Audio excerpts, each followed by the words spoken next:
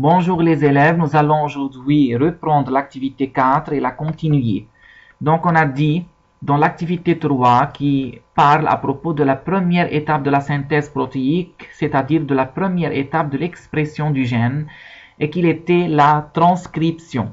Donc on veut dire par transcription, c'est la copie du gène de l'information génétique en ARN messager capable de quitter le noyau vers le cytoplasme. Car en fait, la synthèse de protéines aura lieu au niveau du cytoplasme. Donc, la première étape de la synthèse protéique, c'est la transcription. Aujourd'hui, on va aborder la deuxième étape de la synthèse protéique qui est la traduction, c'est-à-dire la transformation du langage nucléotidique de l'ARN messager en un langage protéique qui est de l'acide aminé. Et on a expliqué encore la séance passée qu'on a besoin d'un traducteur ou un adaptateur, c'est-à-dire un instrument qui est capable de traduire le langage nucléotidique qui contient de adénine, guanine, cytosine, uracile en langage quoi? En un langage d'acide aminé. Donc, un traducteur est capable de lire et de comprendre les deux langages. Le langage nucléotidique et le langage d'acide aminé, ce traducteur est appelé quoi? ARN de transfert. Et on a dit ARN de transfert, il est formé par une chaîne courte qui est double. Vous voyez, donc une chaîne courte, double de nucléotides, n'est-ce pas? Ce qui diffère la structure de l'ARNT de l'ARN messager, c'est une chaîne quoi? Double et pas une chaîne simple. Voyez-vous ici, c'est la chaîne de l'ARN de transfert, donc il est en forme de trèfle. Il possède deux sites actifs, donc le site de fixation de l'acide aminé ici, et un autre site actif qui est le site quoi? On l'appelle anticodon. Donc cet anticodon va se fixer en face du codon de l'ARN messager. On dit qu'un codon est formé de quoi? D'un triplet de nucléotides, c'est-à-dire 3 nucléotides successifs. Voilà une autre représentation de l'ARN. Donc voyez-vous, donc il est formé par une chaîne double de nucléotides. Il possède deux sites actifs ici, le site de fixation de l'acide aminé et un site ici appelé anticodon qui se fixe en face d'un codon spécifique de l'ARN messager.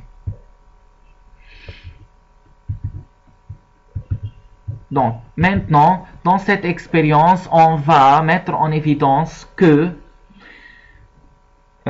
chaque codon code pour un acide aminé spécifique. C'est pour cela on utilise des extraits de bactéries broyées, c'est-à-dire on prend des cellules bactériennes, on fait le broyage de ces cellules bactériennes et on prend le filtrat, c'est-à-dire les extraits, c'est-à-dire les organites qui se trouvent au niveau du cytoplasme et les molécules qui se trouvent au niveau du cytoplasme.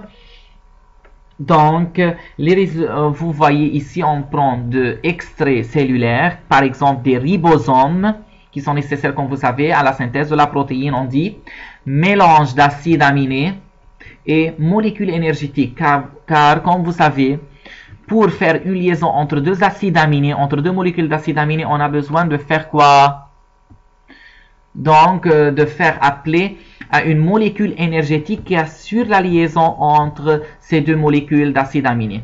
Donc, et bien sûr, la matrice qui est l'ARN messager. Donc, on va traduire l'ARN messager. On va bien sûr un ARN messager, un ribosome qui est la protéine capable de traduire l'ARN messager. On a besoin encore d'acide aminé pour transformer cet ARN en une chaîne d'acide aminé. Et oui, ça suffit. Donc ici, les résultats sont représentés dans le tableau ci-dessous. Vous voyez, donc quand on met dans ce tube de l'ARN messager qui est formé par seulement de nucléotides U, c'est-à-dire il est U, donc poly-U, on a obtenu à la fin la synthèse d'un peptide formé uniquement d'une association d'acides aminés qui sont PHE, c'est-à-dire phénylalanine. Donc, une association de nucléotides UUU toujours donne le même type d'acide aminé qui est le phénylalanine. Et encore, quand on met maintenant un ARN messager qui est poly-A, c'est-à-dire formé uniquement de nucléotides AAA, donc il donne à la fin un peptide qui est formé uniquement des acides aminés lysine, et c'est pour le même pour un ARN messager formé uniquement de nucléotides C, poly-C, il donne une chaîne peptidique formée uniquement des acides aminés qui sont identiques, qui est la proline. Vous voyez donc, on conclut d'après cette expérience que le triplet de nucléotides, c'est-à-dire le codon U, c'est-à-dire UUU, code toujours pour un même acide aminé appelé phénylalanine. Et le codon AAA code toujours pour un acide aminé appelé lysine. Et le codon CCC code toujours pour un acide aminé appelé la proline. Et vous voyez ici la liaison entre les acides aminés successifs. C'est une liaison appelée en fait liaison quoi? Peptidique. Parce qu'une chaîne formée de plusieurs acides aminés, on l'appelle peptide du fait de la liaison quoi? Peptidique entre ces acides aminés. Donc, d'après cette expérience, elle nous montre que le codon, chaque codon code pour un acide aminé quoi? Spécifique. Et bien sûr, pour savoir l'acide aminé, on est recours à quoi? Au tableau du code génétique qui est, voyez-vous, le tableau du code génétique ici, qui est à la page, donc qui est à la page de l'essentiel 68. Donc, si on va savoir l'acide aminé codé par le codon CCC, on a ici C, et le troisième nucléotide C, on va voir alors proline. Donc, on continue.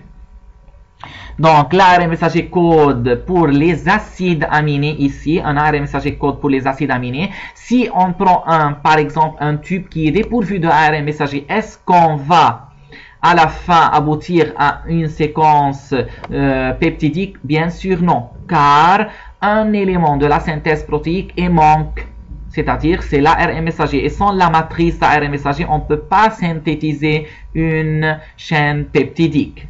Donc, même si on ne met pas dans ce tube de ribosome, s'il y a seulement de ARN messager, d'acides aminés, molécules énergétiques, on ne peut pas avoir la synthèse de peptides, car le ribosome qui est le lieu de la synthèse de protéines n'est pas mis dans ce tube. Et par la suite, on a pu ainsi déduire la signification d'autres codons, c'est-à-dire s'il y a, par exemple, si on met un ARN messager, par exemple, synthétique, on a synthétisé cet ARN messager de codon, par exemple, ACU. On va voir que code ce codon. Tout simplement, on met cet ARN messager dans ce tube, on peut avoir la séquence de quoi? On va voir ici dans le tableau du code génétique, ACU donne quoi? Donc ACU va donner le thréonine. Et par cette méthode, on a connu les acides aminés codés par chaque codon. Le nom de chaque acide aminé codé par chaque codon.